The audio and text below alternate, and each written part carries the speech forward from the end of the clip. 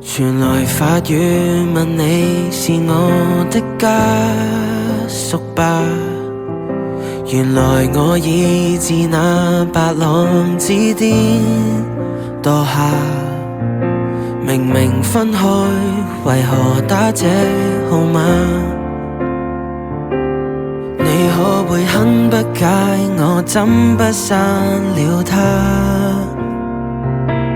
我知不該，但是不改，像某種流亡的愛，千里之外，聯繫還是依在。有沒有一絲半秒傷悲？要是我今晚異地斷氣，問你可肯即夜趕搭通宵客機？有沒有一絲半秒歡喜？在無人以後來煩住你，若覺得將這責任加諸很離奇，是我自私今世最後騷擾的人兒，只想是你。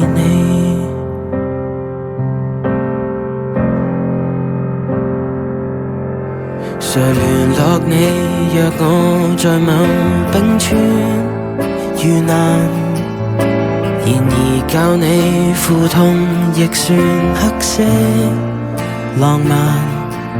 甜蜜那陣時，關懷日子總講到大淚眼，誰料情感無常，這假設太簡單。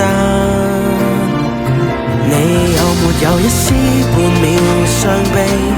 要是我今晚異地斷氣，問你可肯即夜趕搭通宵客機？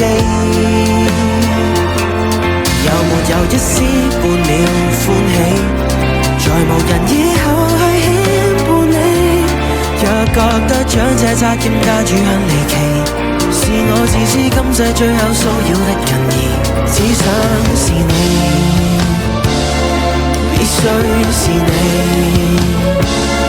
很想被銘記，即使淡淡微微，就算再新亦被嫌棄，都想借遺言說好想你，可惜最尾未夠運氣一起。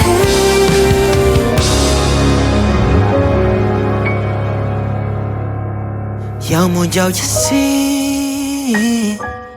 要是我今晚